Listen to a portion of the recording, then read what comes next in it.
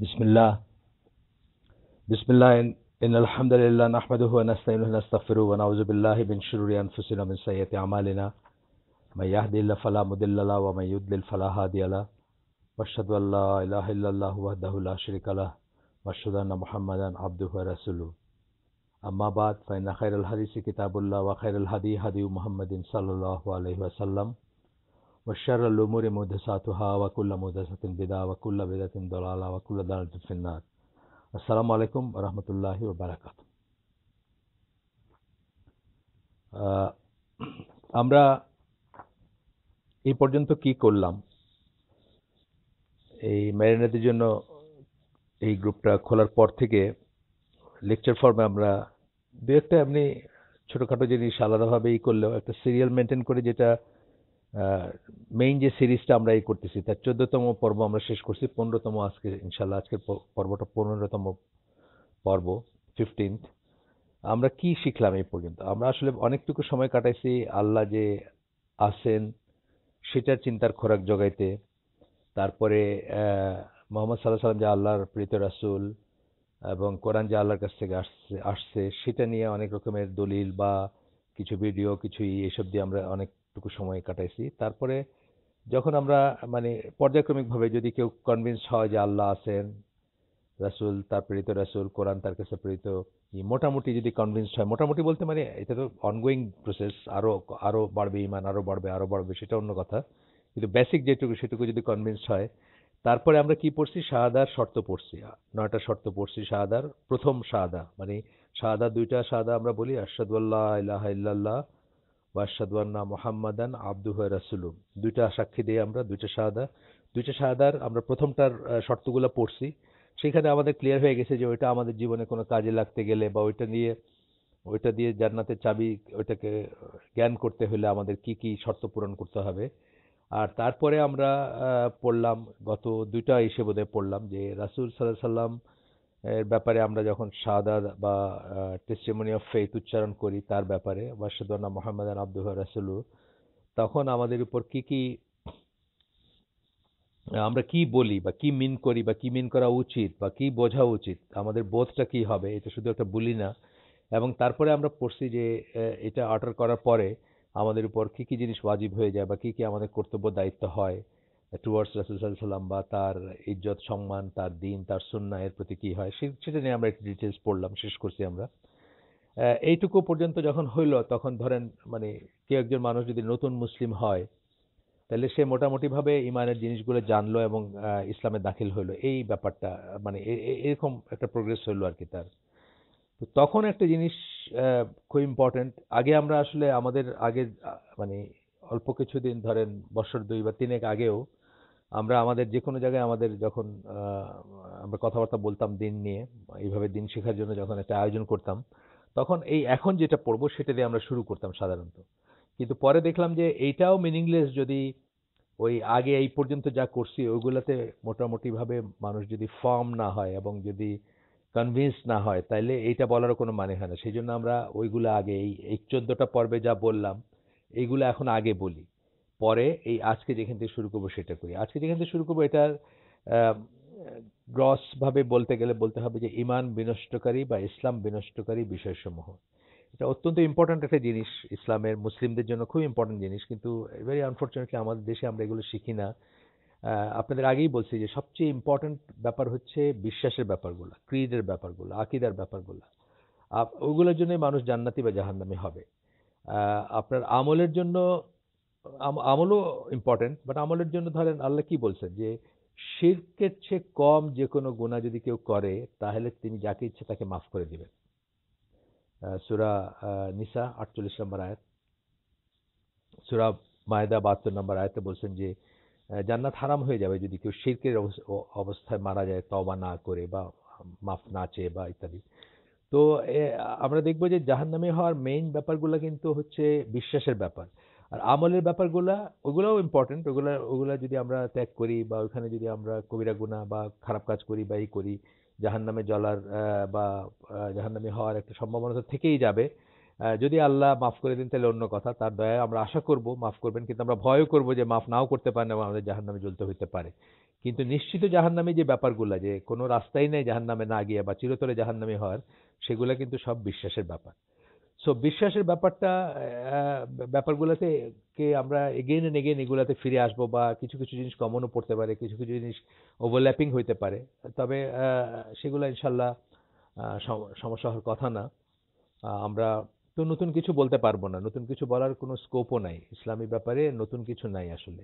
আমরা এই যে যেটা পড়ি খুতবাতুল হাজা, এটা শুরুতে কি বলি আমরা? কুল্লা বিদাতিন দালালা ওয়া কুল্লা দালালাতিন ফিন্নার। আমরা বলি শাররুল উমুরি মুহদাসাতুহা, অর্থাৎ সবচেয়ে খারাপ যে কর্মটা কেউ করতে পারে সেটা হলো দিনে নতুন নতুন পন্থা উদ্ভাবন করতে পারে। কুল্লা মুহদাসাতিন বিদা, নতুন সব পন্থাগুলো হবে কি বিদাত। কুল্লা বিদাতিন দালালা, সকল বিদাত হচ্ছে পথভ্রষ্টতা, পথভ্রষ্টতা। ওয়াকুল্লা বেদা দালালাতিন ফিন্নার, এবং সকল পথভ্রষ্টতা আপনাকে কোথায় নিয়ে যাবে? আগুনে নিয়ে যাবে, জাহান্নামে নিয়ে যাবে। তাইলে নতুন কিছু বলার কোনো স্কোপ নাই, নতুন করা, নতুন বলা, নতুন ইবাদত আবিষ্কার করা, নতুন পন্থা আবিষ্কার করা, এটা কোনো স্কোপ নাই। আল্লাহ আমাদের বিশ্বাসের একটা কেন্দ্রবিন্দুতে একটা ব্যাপার আছে যে আল্লাহ এই দিনকে কমপ্লিট করে দিয়েছেন। বিদায় হজের মাঠে সূরা মায়েদার 3 নম্বর আয়াত নাজিল করছেন, তখনই আল্লাহ বলছেন যে আজকের দিনে আমি তোমাদের জন্য তোমাদের দিনকে কমপ্লিট করে দিলাম এবং ইসলামকে তোমাদের দিন হিসাবে, তোমাদের উপর আমার ফেভার কমপ্লিট করলাম এবং ইসলামকে তোমাদের দিন হিসাবে নির্ধারণ করলাম। এই এই কথার পরে আর কোনো পারফেকশনের দরকার নাই, কোনো প্লাস মাইনাস গুণ ভাগের দরকার নাই। আমরা ওইটাই হচ্ছে আমাদের দিন। সেটা থেকে আমরা ডিরেলড হয়ে গেলে আবার সেটাতে ফিরে যাব, কিন্তু নতুন করে কিছু যোগ বিয়োগ গুণ ভাগ করার নাই। এবং একটা জিনিস বুঝতে হবে যে যদি আমরা সেটা করি, যেমন আমাদের দেশে আমরা অনেক নতুন নতুন ইবাদত করি, ফর এক্সাম্পল মিলাদ পড়ি আমরা, অথবা আমরা কবরে গিয়ে ওরস করি, অথবা আমরা বিভিন্ন ক্যাটাগরি আছে, শিরক আছে, কুফর আছে, বিদাত আছে, বা সিম্পল বিদাতও আছে। ছোট ছোট জিনিস আছে, আমরা নামাজের ভিতরে যে দোয়া পড়ার কথা সেটা নামাজের আগে পড়ি। আহ, যে ইমামের যে সময় বলার কথা, যে সবাই লাইন সারিবদ্ধ হয়ে দাঁড়ান, সেটা সে আগে বলে। মানে এরকম অনেক ধরনের বেদাত, অনেক ধরনের নতুন নতুন আমরা করছি over the period of time. কিন্তু এই প্রত্যেকটা করার পেছনে আমরা আসলে চিন্তা করি না যে আমরা কি কি করতেছি। আসলে আমরা কিন্তু প্রকারান্তরে বলতেছি যে আল্লাহর কথাটা মিথ্যা, আল্লাহ যে বলছেন আমাদের দিনকে আমাদের জন্য কমপ্লিট করে দিয়েছেন এটা মিথ্যা, অথবা আল্লাহ ভুল বলছেন, অথবা আল্লাহ কিছু ভুলে গেছেন, যেটা আহ, আল্লাহ আল্লাহ বলার কথা ছিল সেটা বলেন নাই, ভুলে গেছেন। সো আমাদের জন্য বাকি রয়ে গেছে টু অ্যাড, মানে যোগ বিয়োগ গুণ ভাগ করার জন্য কিছু আর কি, নাউজুবিল্লাহ। এটা আমরা আবার ওই রাসূলের পড়তে গিয়ে আপনাদের বললাম, এটা খুব ইম্পর্টেন্ট জিনিস, এই জন্য বারবার আসবে এটা। এবং দেখবেন যে এটা কিছুটা প্রথাগতভাবে, কিছুটা অভ্যাসগতভাবে আমরা এই ছাড়ি ছাড়ি বলেও কিন্তু ছাড়তে পারি না, শেষ পর্যন্ত আমাদের ভিতর থাকে একটু। আহ, আপনি 20টা অ্যাপার্টমেন্ট একটা ফ্ল্যাটে থাকেন, একটা নতুন ভাড়াটে আসলো অথবা একজন নতুন কিনলো একটা ফ্ল্যাট, সে এসে যখন দাওয়াত দিল মিলাদের জন্য তার বাসাটায়, আপনি একটা সংস্কারের বশবর্তী হয়ে হয়তো যান, কিন্তু আপনি এটা রিয়েলাইজ করেন না যে আপনি আসলে তাদেরকে এন্ডোর্স করলেন, সেকেন্ডেড করলেন তাদের চিন্তা ভাবনাকে। এবং আসলে আপনি কি করলেন? আসলে আপনি বললেন যে এটার স্কোপ আছে, আল্লাহ যা বলছেন কমপ্লিট করার পরেও, শেষ করার পরেও স্কোপ আছে। অথচ শুদ্ধ বিশ্বাস যদি আপনার থাকে তাহলে আপনি বুঝতেন যে ওই দিনের পরে পৃথিবীতে মাত্র 2টা দিন আছে। আল্লাহ যে দিনটাকে কমপ্লিট করে দিয়েছেন, দিন আল ইসলাম আর দিন আল কুফর। আর মাঝখানে কোনো কিছু নাই, মাঝখানে আর ওইটা যোগ বিয়োগ গুণ ভাগ করার কিছু নেই। যাই হোক, আমরা আজকে যেটা পড়বো সেটা হচ্ছে যখন আপনি ইসলামে দাখিল হইলেন বা ইসলামে আসলেন, আপনি ইমান সম্বন্ধে ইমান আনলেন, আপনি ইমানের আর্টিকেলগুলো সম্বন্ধে পড়লেন, শাহাদার শর্তগুলো পড়লেন, বা শাহাদাতে কি বলতেছেন এটা বুঝলেন, মোটামুটি ভাবে আপনি ইসলামে, মানে একজন নতুন মুসলিমের পার্সপেক্টিভে আমি বলতেছি, মোটামুটি ভাবে আপনি ইসলামে দাখিল হইলেন।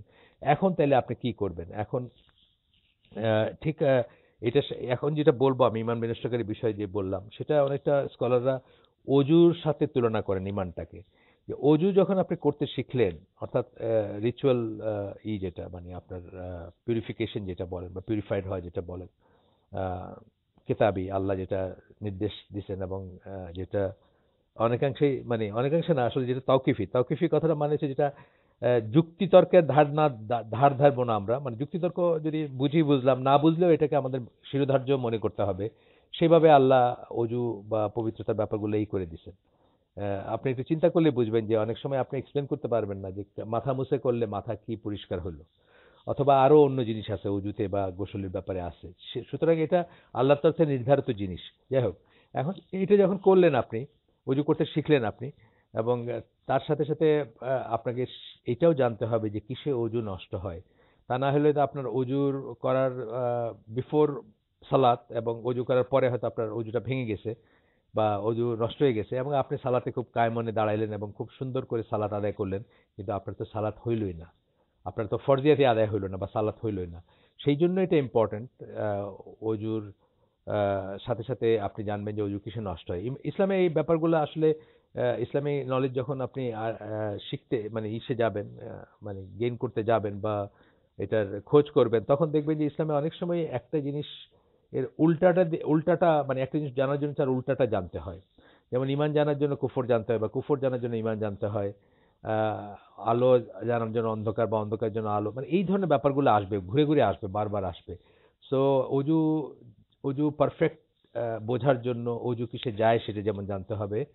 ঈমান যখন আপনি আপনি শক্তভাবে বা আপনি নিশ্চিতভাবে ঈমানের উপর আসেন, ইনশাআল্লাহ, এই বোধটা হওয়ার জন্য কিন্তু ঈমান কিসে নষ্ট হয় সেটা জানতে হবে। আজকে আমরা এইটা দিয়ে শুরু করব। প্রথমে আমি জাস্ট পয়েন্ট ওয়াইজ বলে যাব।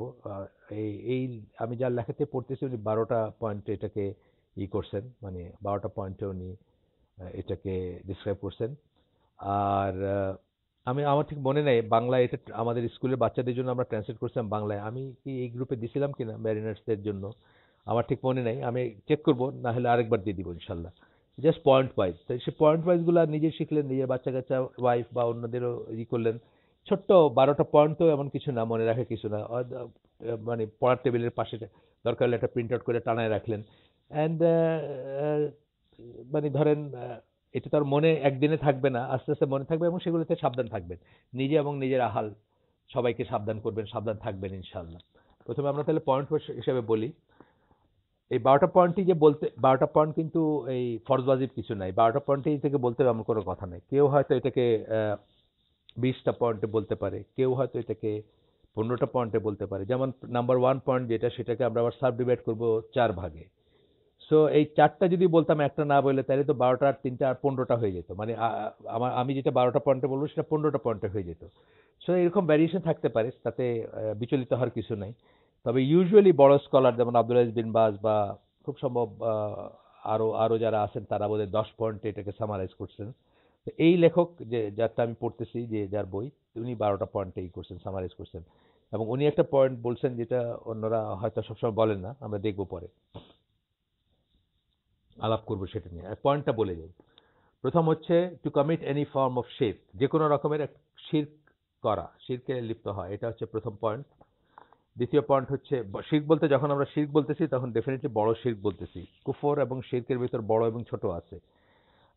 বড় শিরক হচ্ছে যেটা যেটাতে জড়িত হইলে কেউ এবং তওবা না করে মারা গেলে সে মুশরিক হয়ে যায়, ইসলামের বাইরে চলে যায়, বা মুশরিক থাকে, সে মুশরিক অবস্থায় তার মৃত্যু হয়, অত্যন্ত ডেঞ্জারাস একটা পরিণতি। বড় কুফর হচ্ছে সেরকম, যে বড় কুফর হচ্ছে কুফর আকবর, যেটা করলে মানুষ ইসলাম থেকে বাইরে হয়ে যাবে এবং কাফের হয়ে যাবে, এবং সেই অবস্থায় যদি মারা যায় তাহলে সে চির জাহান্নামী, যদি তওবা না করে মারা যায়। একই জায়গায় ছোট কুফর আছে, যেমন ধরেন কারো লিনিয়েজ নিয়ে আপনি গালি দিলেন, এটাকে রাসূল সাল্লাল্লাহু আলাইহি ওয়াসাল্লাম বলছেন ছোট কুফর। এটা কবিরা গুনার চেয়ে বড় গুনাহ, বাট এটা এটা এটা এটার জন্য কেউ অমুসলিম হয়ে যাবে না। তার মুসলিমত্ব থাকবে, সে মারা গেলে তার জানাজা হবে, সে মুসলিম মহিলা বিয়ে করতে পারবে, তার সাথে বিবাহিত থাকবে, সে ওয়ারিস হতে পারবে, তার বাবা মারা গেলে সে তার সম্পত্তি পাবে, মানে সে মুসলিম সব দিক দিয়ে। বাট সে গুনাহগার বা সে মানে অত্যন্ত বড় গুনাহ করা একজন মুসলিম, এরকম ব্যাপার আর কি। ছোট শিরক, ছোট শিরক তাই, ছোট শিরকেও কেউ যদি ছোট শিরক করে তাহলে সেও আপনার অমুসলিম হয়ে যায় না, কিন্তু অত্যন্ত বড় গুনাহ, সেটার জন্য আমরা তার জন্য ভয় করব বা তাকে বলবো সে যেন তওবা করে, সে যেন মাফ চায় ইত্যাদি। বাট সে অমুসলিম হয়ে যাবে না, মুশরিক হয়ে যাবে না আর কি। মানে অ্যাবসলিউট সেন্সে মুশরিক হয়ে যাবে না সে, তার ভিতর শিরকের থাকবে বা মুশরিকদের ক্যারেক্টারিস্টিক্স থাকবে, কিন্তু তাকে আমরা মুশরিক জ্ঞান করব না। সেগুলা বাদ দিয়ে বড় শিরক যেগুলা, সেগুলা যদি কেউ যুক্ত হয় বা সেগুলোতে যদি কেউ ইনডালজড হয়, সেগুলো যদি কেউ জড়িত হয়, তাহলে সে মুশরিক হয়ে যায়, যদি না সে তওবা করে মারা যায় আর কি, ইত্যাদি। এই জন্য আমরা বড় শিরকের কথাই আসবো এখানে। তাহলে কেউ বড় শিরক করলে তার ঈমান নষ্ট হয়ে যাবে বা সে ইসলাম থেকে বের হয়ে যাবে। 2 নম্বর হচ্ছে to set up intermediaries between yourself and আল্লাহ, আপনার এবং আল্লাহর মাঝখানে আপনি যে মধ্যস্থতাকারী স্থাপন করেন, অর্থাৎ কোনো এজেন্সি স্থাপন করেন, আপনি যদি মনে করেন যে কারো মাধ্যমে আল্লাহর নৈকট্য লাভ করতে হবে থ্রু সামওয়ান, তাহলে আপনার ইমান নষ্ট হয়ে যাবে। 3 নম্বর হচ্ছে to not recognise or accept the fact that non Muslims are indeed disbelievers. অনেক মানুষ আছে মুসলমানদের ভিতরে আছে যারা মনে করে যে বিধর্মীরা, হিন্দুরা তাদের মতো করে ঠিক আছে, ঈসা আলাহ সাল্লামের অনুসারী খ্রিস্টানরা তাদের নবীকে মানলেই ঠিক আছে, ইহুদিদেরই নবী মুসা আলাহ সাল্লামকে মানলে ইহুদিরা ঠিক আছে। এই যে মনে করাটা যে অমুসলিমরাও ঠিক আছে, বা তারাও বিশ্বাসী, বা তারা অবিশ্বাসী না, বা তারা কাফের না, এটা মনে করলে আপনার ইমান নষ্ট হয়ে যাবে। এটা খুব কঠিন একটা ব্যাপার, বাট এটা। আর একটা জিনিস দেখবেন যে এখানেও দেখবেন যে যখন আমরা ডেসক্রিপশনে যাব বা তখন কিন্তু মনে করাটা হচ্ছে মেইন জিনিস, মানে এই জিনিসগুলো আবার ঘুরে ফিরে ক্রিডের সাথে সম্পৃক্ত, আমরা দেখব পরে। 4 নম্বর হচ্ছে to believe that there is some guidance that is superior to what the prophet সাল্লাল্লাহু সাল্লাম ব্রট। এটা বিশ্বাস করে যে আল্লাহ সাল্লাল্লাহু সাল্লাম যা নিয়ে আসছেন, অর্থাৎ দিন ইসলাম, শরিয়া, ইসলামী জীবন ব্যবস্থা, তার চেয়ে ভালো কোনো কিছু হইতে পারে, বা কোনো জীবন ব্যবস্থা হইতে পারে, অথবা সেটাকে রিপ্লেস করতে পারে কোনো জীবন ব্যবস্থা। এখানে আমরা অনেকেই আসামি হয়ে যাব। আমরা কেউ মনে করি সোশ্যালিজম, কেউ মনে করি কমিউনিজম, কেউ মনে করি ন্যাশনালিজম, কেউ মনে করি ডেমোক্রেসি, কেউ মনে করি আহ, আরো কিছু যেটা সেকুলার হিউম্যানিজম, এগুলোকে আমরা ইসলামের চেয়ে সুপিরিয়র মনে করি, অথবা ইসলামকে রিপ্লেস করতে পারে বলে মনে করি, মানে এখন আর ইসলাম চলে না, বা এখন আর ইসলামী না, রাসূল হাসান যে লাইফস্টাইল বা ওয়ে অফ লাইফ দিয়ে গেছেন তার চেয়ে এগুলো ভালো বা বেটার কাজ করে, এরকম মনে করলে আমাদের ইমান নষ্ট হয়ে যাবে বা ইসলাম নষ্ট হয়ে যাবে। আমরা অমুসলিম হয়ে যাওয়ার একটা সম্ভাবনা আসবে, বা কাফের হয়ে যাওয়ার একটা সম্ভাবনা আসবে। আমরা খুব ডিপলি শুনবো, চিন্তা করব, এবং নিজেদেরকে এই সমস্ত লাইনগুলো ক্রস করার থেকে বাঁচায় রাখবো। 5 নম্বর, to dislike something that is part of the religion even if one actually applies it. ইসলামের অবিচ্ছেদ্য কোনো অংশকে অপছন্দ করা, এমনকি সে যদি সেটা বাস্তবে সেটা আহ, প্রয়োগও করে জীবনে, তারপরেও তার ভিতরে যদি অপছন্দ থাকে, বা আহ, সে পছন্দ করে না জিনিসটা, ঘৃণা করে, তাহলে সে হয়তো ইসলাম থেকে বাইরে হয়ে যাবে, বা সে আর মুসলিম থাকবে না, সে হয়তো কাফের হয়ে যাবে। এই জিনিসটা একটা উদাহরণ আমি দেই, জাস্ট পরেও বলবো আবার বিস্তারিত, ছোট্ট করে দেই যাতে আপনার রিলেট করতে পারেন। যে ধরেন একজন বাবা কোটিপতি, তার একটাই ছেলে আছে, কিন্তু ছেলে নামাজ পড়ে না। বাপ বলল যে বাবা তুমি যদি নামাজ না পড়ো তাহলে কিন্তু আমি তোমার কিছু দিয়ে যাব না, সব এতিমখানায় দান করে চলে যাব। এখন ছেলে চিন্তা করতেছে যে এটা খুব একটা রিস্কি ব্যাপার, যদি সত্যি বাপ করে দেয়, তো সে নামাজে যায়, এক ধরনের করে বিশ্বাসও করে হয়তো যে আল্লাহ আছেন, বাট খুব রিল্যাক্টেন্টলি, খুব অপছন্দ ভিতরে রেখে বা অনীহা সত্ত্বে বাপরে দেখানোর জন্য নামাজ পড়ে। এই যে ব্যাপারটা, এটা যদি করে কেউ, তার ইমান এবং ইসলাম নষ্ট হয়ে যাবে। 6 নম্বর হচ্ছে to make fun of some aspect of the religion or those who practise it. এটাও আমাদের সমাজে খুবই দেখা যায়। আমাদের সিনেমা, আমাদের নাটক, আমাদের গান, আমাদের কার্টুন, এগুলা ভর্তি, আমাদের উপন্যাস, এগুলো ভর্তি দেখবেন যে ইসলামের জিনিস নিয়ে ফান করা হচ্ছে, ঠাট্টা করা হচ্ছে, বিদ্রুপ করা হচ্ছে, ছোট করে দেখা হচ্ছে ইত্যাদি। 7 নম্বর, টু পারফর্ম ম্যাজিক, কোনো ধরনের তন্ত্র মন্ত্র, জাদু টোনা, গিট্টু মারা, তারপরে বান মারা, এই সমস্ত জিনিস করলে ইমান নষ্ট হয়ে যাবে আপনার। 8 নম্বর হচ্ছে to support disbelievers and give one's loyalty to them. আপনার আনুগত্য যদি তারা পায়, আপনি যদি কাফেরদের প্রতি অনুগত থাকেন, আপনার লয়ালিটি, এলিজিয়েন্স যদি তাদের প্রতি হয়, এবং মুসলিমদের চেয়ে তাদের প্রতি আপনাদের টানটা যদি বেশি হয়, তাহলে আপনার ইমান নষ্ট হয়ে যাবে। To give that to believe that some people do not have to follow the sharia, এটা বিশ্বাস করে যে কাউকে শরিয়া না করলে, পালন না করলে চলে, অর্থাৎ কেউ শরিয়ার ঊর্ধ্বে। অনেক মানুষই আছে বাংলাদেশে যারা পীরের মুরিদ, তারা মনে করে তাদের পীরের ব্যাপারে শরিয়া অ্যাপ্লিকেবল না, উনি নামাজ পড়ার দরকার নাই, উনি মেয়ে মানুষের হাতে হাত রেখে বায়াত নিতে পারেন, মেয়ে মানুষের কোলে বসাইতে পারেন, বা উনি একটু যদি মদ পানি খান তাতে কিছু আসা যায় না, কারণ উনি ইনসান কামিল, এটা সুফিরা মনে করে, অথবা পীর ফকিরের মুরিদরা মনে করে, অনেক আছে দুনিয়া দেখবেন। 10 নম্বর হচ্ছে to turn away from the religion by not learning or applying even the essential aspects of the religion. এই এই দোষে আমরা অনেকে দুষ্ট হব। আহ, বাংলাদেশি শিক্ষিত আরবান আরবান যারা, মানে নাগরিক যারা, তারা আর এবং ইন জেনারেল নাগরিক সভ্যতায় যারা আছেন বাংলাদেশে, তারা নগরে যারা থাকেন আর কি, শিক্ষিত, উচ্চবিত্ত, মধ্যবিত্ত, বা এমনকি নিম্ন মধ্যবিত্ত পর্যন্ত যাবে, এটা মানে শিক্ষা যারা আছে আর কি, তাদের ভিতরে পাবেন আপনি এটা। আর ইন জেনারেল, আর মেরিন কমিউনিটি তো বোধহয় ইন পার্টিকুলার, বিকজ আমাদের সময়কার মেরিন কমিউনিটি তো খুবই খারাপ ছিল। এখনকার মাশাআল্লাহ অনেক ভালো, অনেকেই নামাজ পড়েন বা দাঁড়িয়ে আছে বা হজ করছেন বা রোজা রাখেন, আর যত জুনিয়র তত ভালো আমার ধারণা। কিন্তু তারপরেও অনেককেই দেখা যায় যে এইগুলা কে অপশনাল মনে করেন। এইটাতে by not learning and not practising. Not learning মানে ধরেন নিজে শিখলেন না।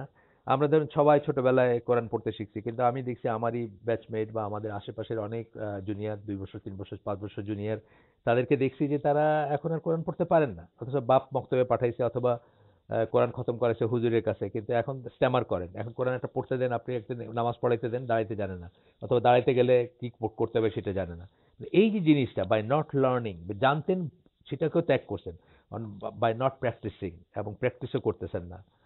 এটা কিন্তু আমরা অনেকেই, হয়তো আমি নিজেও এটার দোষে দুষ্ট এক সময়কার। তবা করবেন, এই যত কিছু বললাম সবকটাই আমরা কোনো না কোনো দিন করে থাকতে পারি, কিন্তু কিন্তু তবা করবেন, সিনসিয়ারলি তবা করবেন, এবং দ্যাটস ইট। শাহাদা নিজে নিজে শাহাদা পড়বেন, কারো কাছে কোনো ওই ব্যাপটিস্ট কি বলে ব্যাপটাইজ হওয়ার কোনো দরকার নাই, কোনো ধর্মযাজকের কাছে যাওয়ার দরকার নেই। নিজে তবা করবেন, নিজে শাহাদা পড়বেন, মন থেকে আল্লাহকে বলবেন যে আল্লাহ আমি ভুলের উপর ছিলাম বা আমি বুঝি নাই বা এটা এই, দ্যাটস ইট, সেটাই করবেন।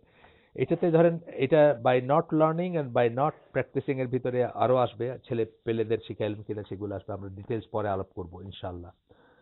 11 নম্বর হচ্ছে to deny anything that is known to be necessity, that is known by necessity to be part of the religion of Islam. এমন কিছু যেটা বাই নেসেসিটি ইসলাম, দিন ইসলামের অংশ, সেটা যদি আপনি আহ, অস্বীকার করেন। উদাহরণ দিচ্ছি, সুন্নার কথা। যেমন এখন অনেক মানুষ আছে বলে যে কোরআন পড়লেই হয়, কোরআন দিয়ে করলেই হয়, সুন্নার কোনো দরকার নেই। এটা যেমন সুন্নাহ হচ্ছে essential part of Islam, no সুন্নাহ নো ইসলাম। এটা পরে আমরা আলাপ করবো ডিটেলস। আপনি সুন্নাহকে অস্বীকার করলেন বা কেউ করলো, তাহলে সে আর মুসলিম থাকে না, সে কাফের হয়ে যায়। আর 12 নম্বরটা হচ্ছে এক্সেপশনালি উনি অ্যাড করছেন এখানে এই লেখক, এটা সবাই বলেন না, উনি নিজেও বলে দিচ্ছেন। উনি বলতেছেন to not perform the prayers, অর্থাৎ সালাত না আদায় করা।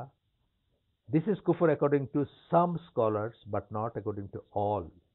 সবার মতে না, এটা নিয়ে আমরা আলাপ করবো ডিটেলস, কিন্তু কিছু কিছু স্কলারের মতে এটা হচ্ছে ইমান বিনষ্টকারী বিষয়। তাহলে 12টা পয়েন্ট বললাম, আপনারা ইনশাল্লাহ মনে রাখবেন। আর আমি আগে না দিয়ে থাকলে আবার আজকে আপনাদেরকে ফরওয়ার্ড করবো, যে বাংলায় ট্রান্সলেশন করা যেটা, সেটা ইনশাল্লাহ আপনাদের ছেলে মেয়ে বউ বা যাদের শোনেন, আমরা সবাই হচ্ছি, এতে রাসূল সাল্লাল্লাহু আলাইহি ওয়াসাল্লাম একটা সহিহ হাদিস, যে আমরা সবাই হচ্ছি মেষপালকের মতো, আমাদের আন্ডারে যে হার্ড আছে সেটার জন্য আমাদেরকে আমরা জিজ্ঞাসিত হব। মিনিং, আপনি যদি প্রেসিডেন্ট হন তাহলে আপনার নেশনের জন্য আপনাকে জিজ্ঞাসা করা হবে। আপনি যদি একটা গ্রুপের এমডি হন তাহলে সেই গ্রুপের মানুষজনকে আপনি কিভাবে পরিচালনা করছেন, আল্লাহর পথে ডাকছেন কিনা, আল্লাহর পথে পরিচালিত করছেন কিনা, সেই নিয়ে আপনাকে জিজ্ঞেস করা হবে। এবং আপনি যদি কিছুই না হন, অন্তত আপনার ফ্যামিলিটার আমির তো আপনি, সেইটার আপনি শেপার্ড। সুতরাং তাদেরকে আপনি ঠিক পথে পরিচালিত করলেন কিনা সেই জন্য কিন্তু আপনাকে জিজ্ঞাসা করা হবে। সেই পয়েন্ট অফ ভিউতে আমি বলতেছি যে আপনার বাচ্চা পড়তেছে বা পড়াশোনার টেবিলের পাশে একটা ইমাম মিনিস্টারের বিষয়গুলো সেই যেভাবে বোঝে, সেই যেভাবে অ্যাসিমিলেট করতে পারে, সেইভাবে তাকে একটু শিখাইলেন, বললেন, তারপরে জাস্ট পাশে একটু টানায় রাখলেন, যে একটা একটা লিস্ট হিসাবে। আমরা অনেক বাড়িতে দেখবেন যারা সিরিয়াস বাপ মা বাচ্চা কাচ্চার পড়াশোনার জন্য ওই ম্যাথমেটিক্সের ফর্মুলা লাগায় রাখছে, না হলে আপনার ওই ওই টেন্সের একটা ছক আইকা রাখছে, বা এরকম, মানে যারা খুব সিরিয়াস আর কি। সেইখানে দুনিয়ার সবচেয়ে সিরিয়াস অ্যাফেয়ার হচ্ছে এটা, যেটা নিয়ে আমরা আলাপ করতেছি। আপনার যদি ইমান না থাকে, আপনি আপনার যদি ইমান নষ্ট হয়ে গিয়ে থাকে, ওয়ে ব্যাক ইন সে 2010 আপনার ইমান নষ্ট হয়ে গেছে, আপনি এখন বছর বছর হজে যাচ্ছেন, ওমরায় যাচ্ছেন, মসজিদুল হারামে একটা সালাত সমান হচ্ছে 1 লক্ষ সালাতের সমান, কিন্তু আপনার যদি ইমান না থাকে, আপনার তো জিরো। আপনি জানেন তো, বলছি বলে আপনাদেরকে, একজন স্কলারের ইসের থেকে, মানে একজন স্কলারের একটা আহ, খুব সুন্দর একটা দিছিলেন, যে কোরআনে আছে যে যারা আল্লাহ এবং রসুলে বিশ্বাস করবে না বা ইসলামে বিশ্বাস করবে না বা ইসলামের অন্তর্ভুক্ত হবে না, তাদের সৎ কাজগুলা স্ক্যাটার্ড ডাস্টের মতো হবে, কিয়ামতের দিন এগুলো কোনো কাজে আসবে না এবং এগুলো কোনো ওজন থাকবে না। তো ওই সময়কার কাফেররাই আর কি, নবী সাল্লাহ সাল্লামের সময়কার কাফেররাই জিজ্ঞেস করতো যে এটা কি হয় নাকি যে আমরা একই কাজ করব, ভালো কাজ করব, তোমরাও করবা আমরাও করব, তোমাদেরটা কিয়ামতের দিন ভারী হবে এবং তোমাদেরকে এটা জান্নাতে নিয়ে যাবে, আর আমাদেরটা কোনো ওজন থাকবে না, এটা কি করে হয়, মানে একই জিনিস। তো এটা ওই স্কলার বলতেছিলেন যে এটা হচ্ছে উনি একটা সিমিলি বা একটা অ্যানালজি দিচ্ছিলেন, যে আপনার পৃথিবীতে যার ওয়েট ধরেন 60 কেজি ওয়েট, যেটাকে আমরা বলি ওজন, যেটা আর কি বলি, নট মাস, সেটা চাঁদে গিয়ে কি হবে, 10 কেজি ওয়েট হয়ে যাবে। যেহেতু চাঁদের গ্র্যাভিটিটা বাংলাদেশ এই কি বলে পৃথিবীর গ্র্যাভিটির 1/6, সেই জন্য চাঁদে আপনি গেলে আপনার ওজন যেটাকে, নট দ্য মাস বা ওয়েট যেটা, ওটা 1/6 ফিল করবেন আপনি। আর মহাশূন্যে তো আপনি শূন্যে উড়ে উড়ে বেড়ান, মানে জিরো ওজন ফিল করেন। দেয়ার আর প্লেসেস যেখানে আপনি জিরো ওজন ফিল করবেন।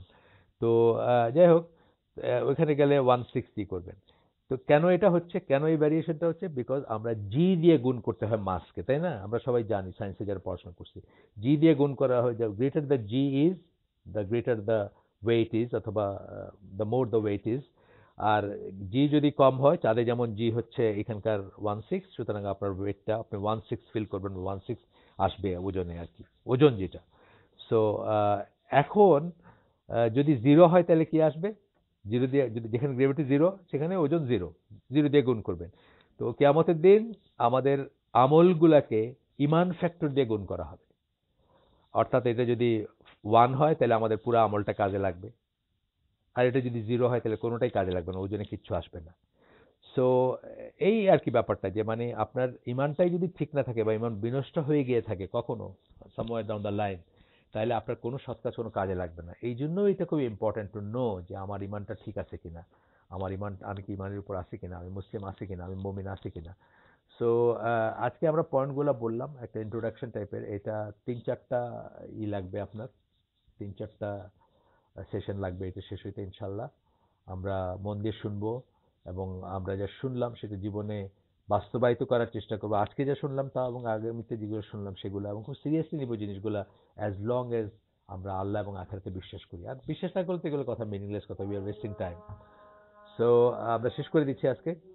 সুবহানাকা আল্লাহুম্মা বিহামদিকা আশহাদু আল্লা ইলাহা ইল্লা আনতা আস্তাগফিরুকা ওয়া আতুবু ইলাইক। আমরা যে শুনলাম তার ভিতরে ভালো কিছু শুনে থাকলে সমস্ত প্রশংসা আল্লাহর, আর খারাপ কিছু শুনে থাকলে সমস্ত ব্যর্থতা আমার। আল্লাহ আমাদেরকে তৌফিক দেন আমল করার। আসসালামু আলাইকুম ওয়া রাহমাতুল্লাহি ওয়া বারাকাতুহু।